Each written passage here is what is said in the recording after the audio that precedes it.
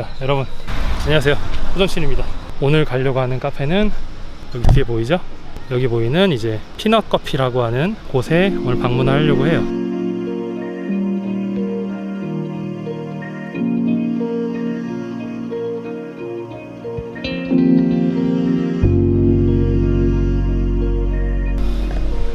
여기 주변 외관 한번 소개시켜 드릴게요. 주변 외관은 이런 식으로 2층으로 된 건물에 코너에 있고, 이런 식으로 점심때 많이 오더라고요.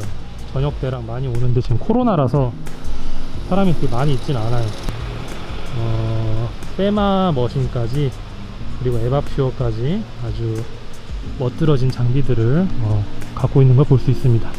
자, 그러면 이제 메뉴를 한번 주문해 봐야겠죠. 커피를 한번 마셔보자고요. 실내에서는 피해를 줄 수 있으니까 실외에서 먹어보도록 하겠습니다. 가보시죠.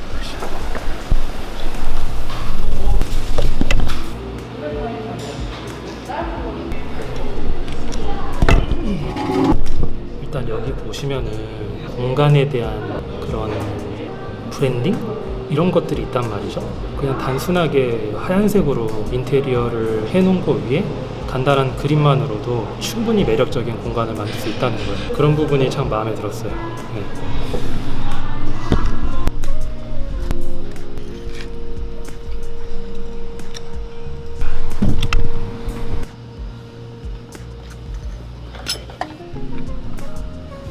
일단 메뉴는 두 가지를 시켰고요. 에스프레소랑 플랫 화이트 이렇게 두 종류 시켰습니다. 일단 에스프레소 먼저 먹어볼게요.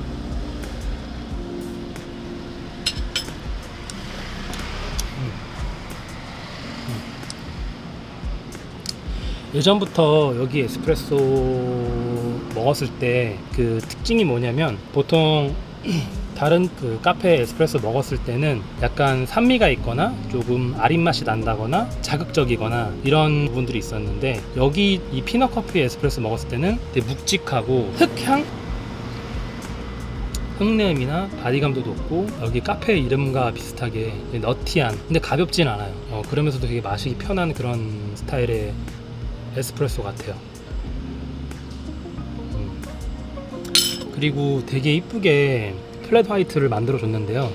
플랫 화이트는 제가 생각하기에는 그 카페라떼랑 카푸치노 그 중간 정도 되는 스타일 같거든요. 그래서 카푸치노보다 카푸치노랑 용량은 비슷하지만 거품 두께는 훨씬 얇아서 되게 매력적인 음료예요. 그래서 라떼보다 진하게 먹을 수 있고 카푸치노보다는 조금 더 연하게 먹을 수 있는 그런 스타일입니다.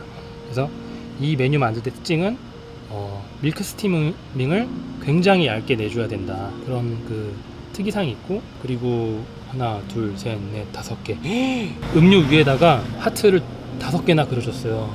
바리스타분 실력이 타클래스 굉장히 잘하시는 분 같아요. 자기 프라이드를 갖고 있는 거고, 이거는 잠깐 배워가지고 이렇게 할 수 있는 그 라떼아트 실력이 아니거든요. 굉장히 깔끔하게 잘 그리셨습니다. 여기 보시면은 딱 봐도 장난 아니죠. 커피와 우유의 이 선명도, 침범하지 않고 흐트러지지 않고 정확하게 그려주고, 마지막에 하트까지 약간 텀까지 줬어요. 여기 사이에 마지막에 하트로 마무리해서 이 좌우 대칭까지 완벽하게 그려놓은 커피, 열정이 느껴집니다. 이렇게 해주면은 커피 마시지 않아도 벌써부터 맛있어. 너무 좋아, 이런 것들. 그래서 먹어봐야죠. 마셔보겠습니다.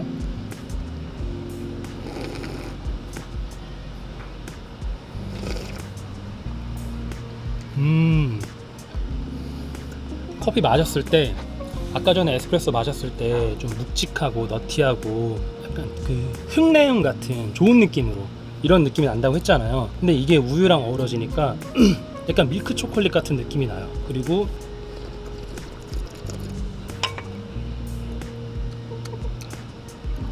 되게 고소해. 그 너티함, 우유의 고소함과 커피의 고소함이 어우러져가지고 극대화가 되는 것 같아요. 동네에서 이런 카페가 있다는 게 너무 고맙네요. 가끔 뭐 약속 있거나 시간 날 때 가끔 오는데 힘든 시기에 문을 안 닫고 카페를 운영해 주신 점에 대해서 고맙네요.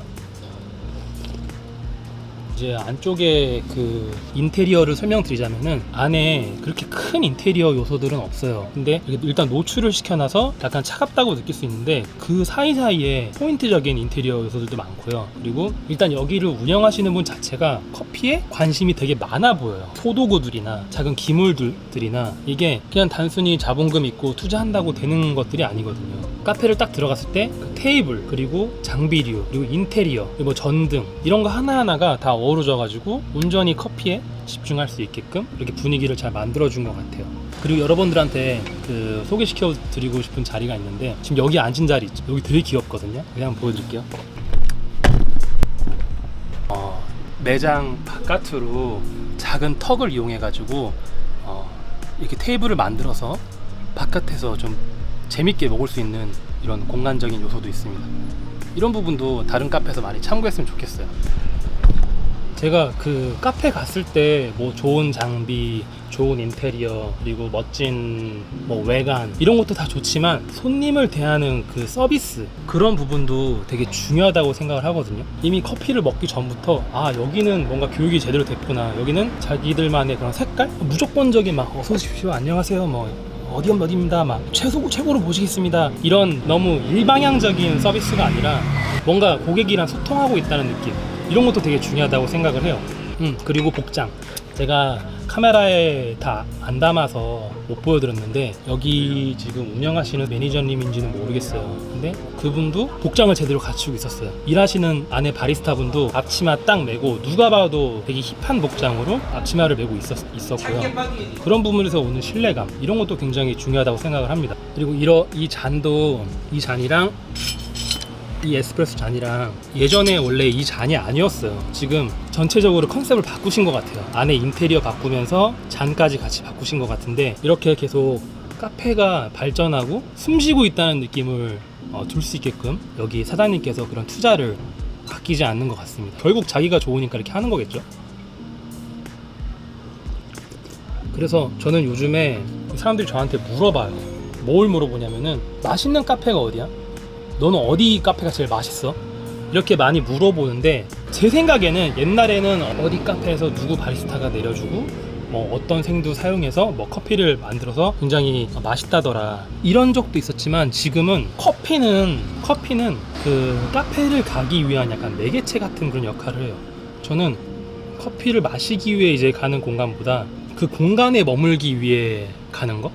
누구는 공부를 하러 갈 테고, 누구는 뭐 지인과 이야기를 하러 갈 테고, 또 어떤 분들은 뭐 단순히 혼자 책 보러 가거나 그 와중에 커피를 마시고 싶어서 가시는 분들도 있겠죠. 근데 그 비중보다는 어쨌든 그 공간을 소비하러 가는 그 손님층이 더 많다고 생각을 하거든요, 요즘에. 그래서 맛있는 커피도 좋지만 적당히, 어느 정도 적당히 그 커피 맛에 범주 안에만 넣어두고, 이 공간적인 분위기와 그 카페가 갖고 있는 그런 어떤 의미에 있어서 그 카페가 존재하는지, 단순히 그냥 공간에다가 머신 놓고 테이블 놓고 커피 팔자, 이게 아니라 왜 이렇게 설계했으며 여기엔 어떤 의미가 녹여져 있으며, 이런 것들을 잘 구현해낸 카페만이 맛있는 커피를 파는 카페가 되지 않을까, 그리고 거기에 손님이 찾아가지 않을까, 이런 생각을 요즘 들어서 하는 것 같아요. 맛있는 커피 잘 먹었습니다. 여러분들한테 또 좋은 카페가 있으면은 제가 또 소개를 해드리도록 하겠습니다. 자, 여러분, 커나잇!